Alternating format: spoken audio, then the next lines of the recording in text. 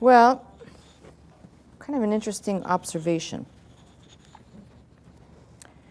As I was fiddling around with verses of scripture that I was looking to use today,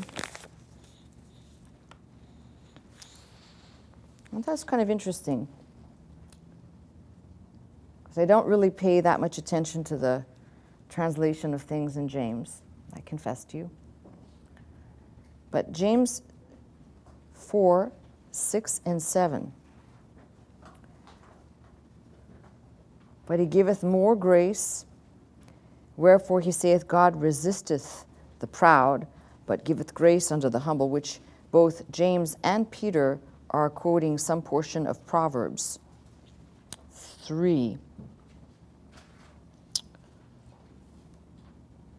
Submit yourselves therefore to God, resist the devil, and he will flee from you. See where it says God resisteth? God resisteth the proud. We are to resist the devil. Resisteth is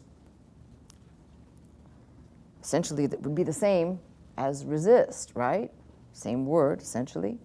Two different Greek words, kind of interesting, actually, because it gives you a perspective. So from the first portion of what we're told to do here, resist. This is us. And what God resists, if you will. It's also equally an anti-word, anti, but anti-tasomai. And I've put the Greek here, we'll put the Greek down here as well. It's kind of interesting that antistheti, which is a compound of anti and stheti, and this is a compound of anti and tasomai. They're both the same English word, but different concepts. So, you can read things and have not necessarily a clear picture of what's going on. God resisteth the proud. He opposes, rejects. To range in battle against, to set oneself against. God essentially sets himself against the proud. A little bit different than resist, don't you think?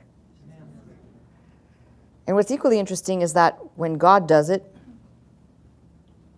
as a verb, indicative, which is fact, present and middle, which means from now and ongoing and middle for himself, which tells you how much God does not like or has opposition to the proud. But they use the same English word, our word, for what we do, antisthete, which is a verb in the imperative, aorist active, which means, I might put it like this. When you have heard, because aorist may be referring to something that we might say is not quite necessarily past, but something that you have heard, that then, because it's active, the effects of which you are doing, they also continue. Not like present where it's ongoing, but they are actively acted on. So it's pretty clear to me, first of all, I just wanted to separate that because I saw the two words and I thought, well, they're not the same. So when God does it, obviously it's a different word. He is rejecting or opposed to, against the proud, but he giveth grace unto the humble. Because it takes a humble person to ask God for help, by the way. It takes a humble person to recognize the condition or state they're in. It takes a humble person to recognize they can't do it without him. But submit yourselves, therefore, to God. Resist the devil. Antistheti. Against, against, stheti. Now, let's take a look at that. Somewhere we might actually find, and I have a dictionary open, but it's going to lead me down a little bit of a rabbit trail here. So, they're telling me to go to, it'll be a compound of histemi, which is to stand or remain. We have the same word occurring in, as I said, Ephesians 6.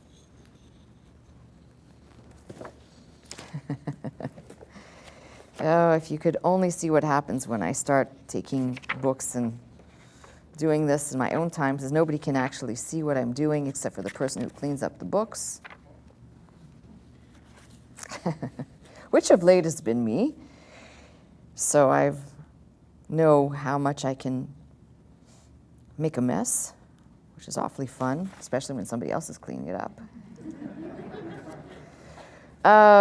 So, for example, from Ephesians 6, Endusestai ten panoplion tu theo proto dunestai umas stenai, same word, antistete stenai, to stand, protas methodias tu diablo, to stand against, or empowered to stand against the methods of the devil. So you've got that same concept going on there, except in James, you've got the anti. So we're talking about when it says resist. Sounds a little bit like,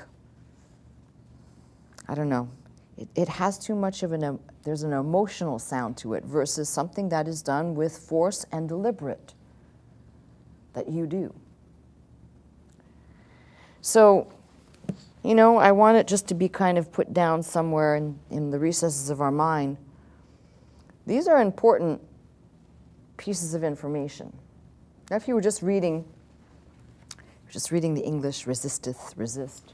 By the way, just as a mere curiosity. Oh, see, I told you what happens with books.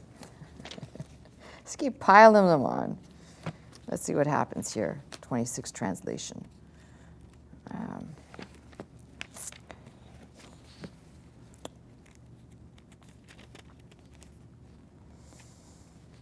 So resist the devil, he'll flee from you. Stand firm against the devil. Stand up to the devil.